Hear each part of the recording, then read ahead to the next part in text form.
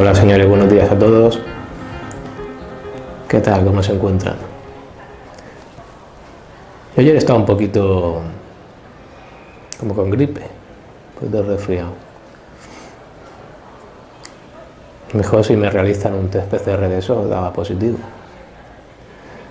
No lo digo yo, lo decía su inventor, que tampoco la efectividad era al 100% y que bueno, el PCR al fin y al cabo podía dar también falsos positivos si uno pues cogía también gripe, podía coger. Seré lo más breve posible porque siempre digo lo mismo y nunca lo hago. O sea que discúlpenme. Intentaré ser lo más breve posible hoy. En 1666, Descartes, al albor de un proceso de renacimiento en Italia, lanza su discurso del método, en el cual fue revolucionario en aquel entonces porque cuestionaba lo incuestionable en aquel entonces, como es la existencia de Dios.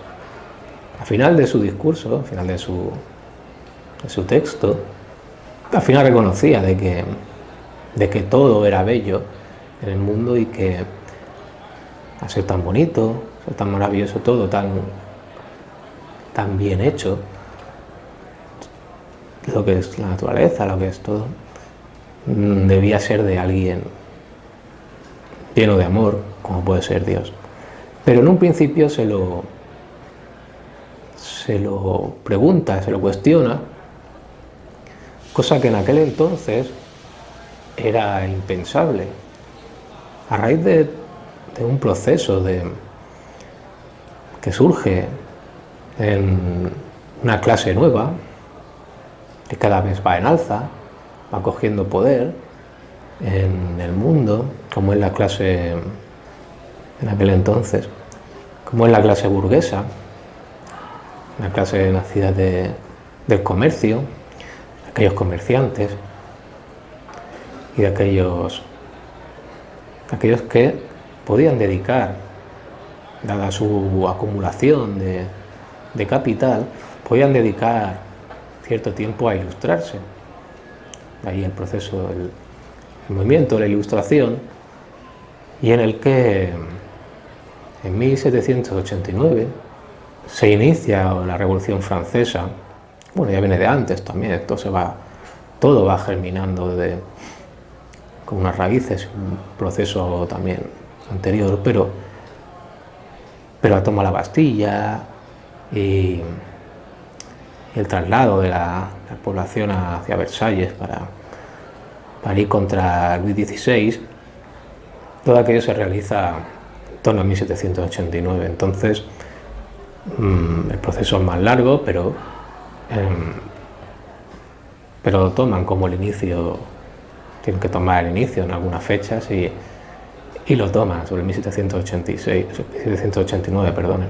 Pero yo creo que lo más significativo son unas palabras que tampoco se sabe a ciencia cierta si las realizó su mujer Josefina, que fueron realmente desacertadas. Aquellas palabras fueron las siguientes. Uno de sus ministros, de su corte ejecutiva, porque realmente Luis XVI era una persona inepta para el cargo, y Josefina también, ya que llegó a palacio con 14 años, al palacio de Versalles, para casarse con Luis XVI, y que años más tarde pues lanzaba estas palabras a uno de sus ministros, a uno de aquellos válidos, entre comillas, que ayudaban a la gestión de Francia, a Luis XVI, pero en este caso se dirigía hacia Josefina, y que en esos instantes le dijo a Josefina de que el pueblo estaba pasando hambre, que no tenía pan para comer. Y la respuesta de Josefina fue que si no tenían para comer pan, que comieran pasteles. Claro, esto dentro de un contexto donde la gente está muriendo de hambre porque Francia acumulaba ya una crisis bestial por los gastos desmedidos de la corte en ese momento. Surgió el rococó, surge el rococó que es realmente si ya el barroco era ostentoso, pues el rococó es una exacerbación del barroco. Pero surge no solamente el rococó, sino que ya la extravagancia en muchos sentidos, como podían ser las fiestas que se originaban en el Palacio de Versalles, una tras de otra, y todo era una obscenidad en el sentido de los gastos. Mientras el pueblo pues estaba pasando hambre.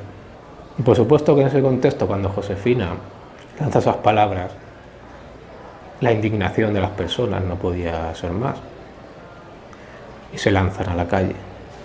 Se lanzan a la calle alentados por una clase, la clase burguesa, que ya iba calentando el caldero.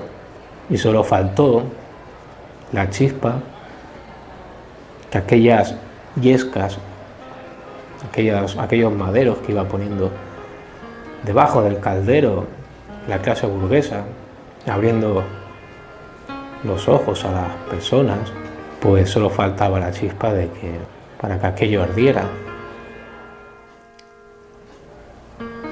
Vayamos a las noticias.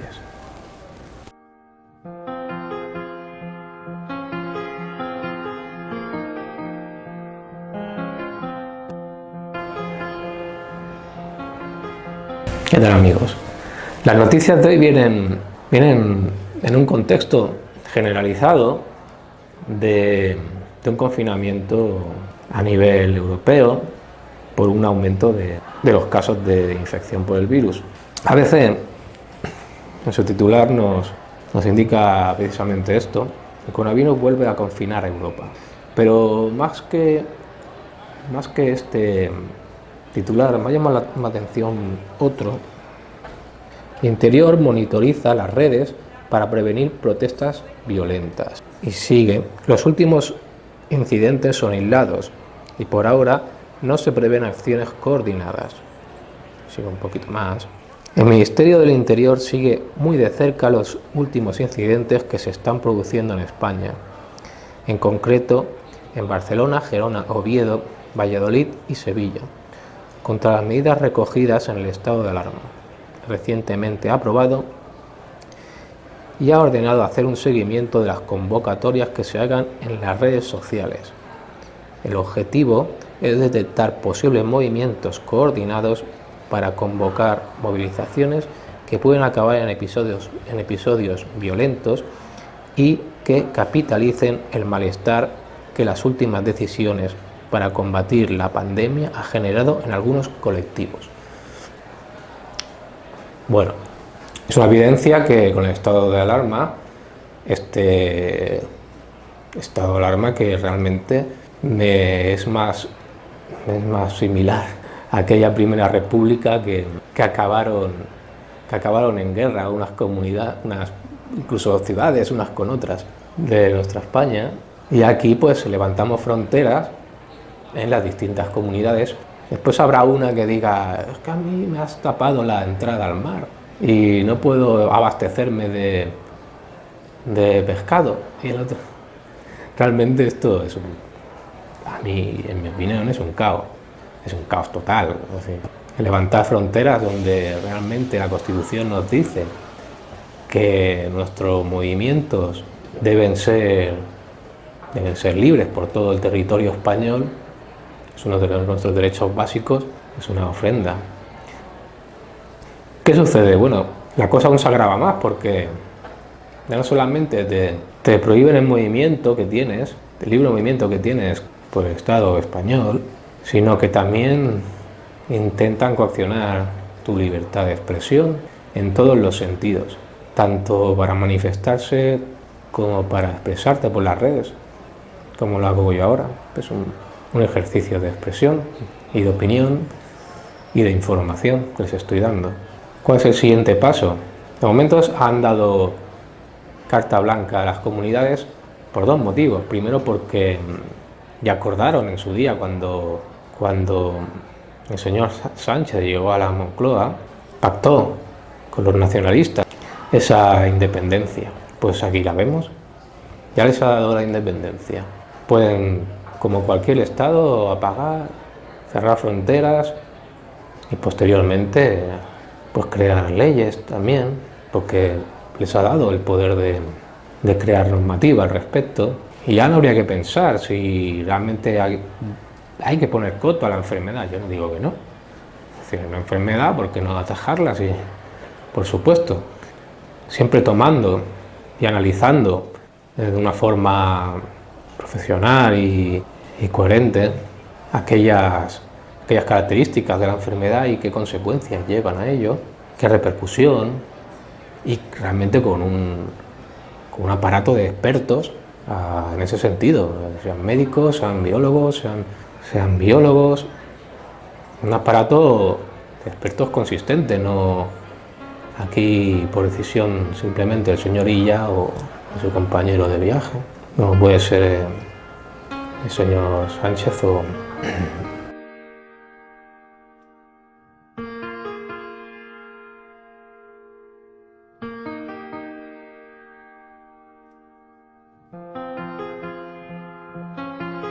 Si ya te prohíben cuestionar, si ya te prohíben alzar la voz, si ya te están injuriando, están coaccionando, prohibiéndote tus derechos más básicos, algo me recuerda a eso. En lo único que no encuentro similitud es en que esa chispa todavía no se ha generalizado, pero ya empiezan a haber unos pequeños focos, y esto no es resultado, no es más que un resultado de un semblante a Luis XVI y a su esposa Josefina. Sigamos con el diario El Público. La ocupación de las UCI se duplica en 2 semanas en varias comunidades.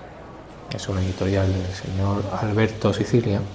Y bueno, yo me he leído la noticia un poquito más a fondo.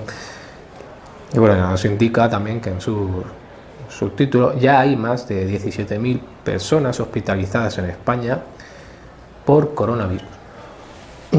Yo no digo que los datos que ofrece el señor Alberto Sicilia en su editorial del diario El Público sean inciertos, ni mucho menos.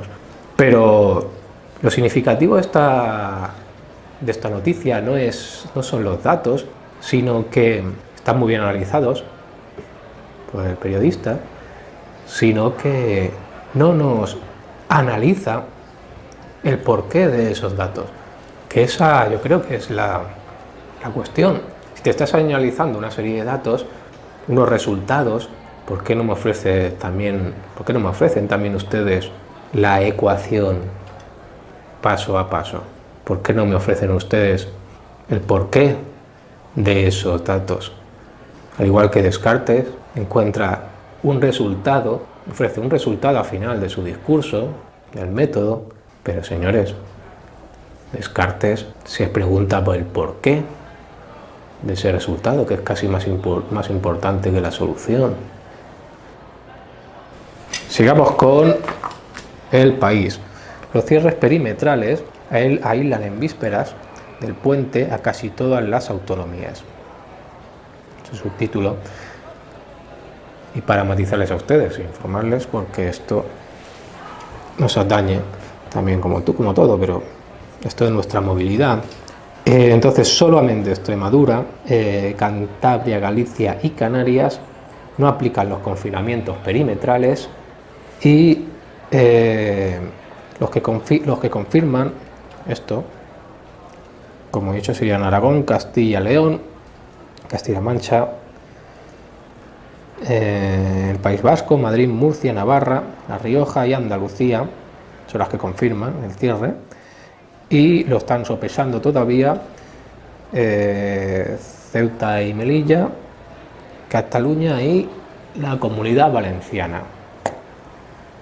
Señores, esto es la Primera República. Suerte tuvimos que no duró mucho. La segunda duró más y sabemos las consecuencias. Yo me río por no llorar, la verdad.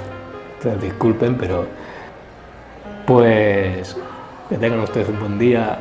Les doy las gracias por acompañarme en estos momentos y nos vemos más adelante. Muchas gracias, amigos.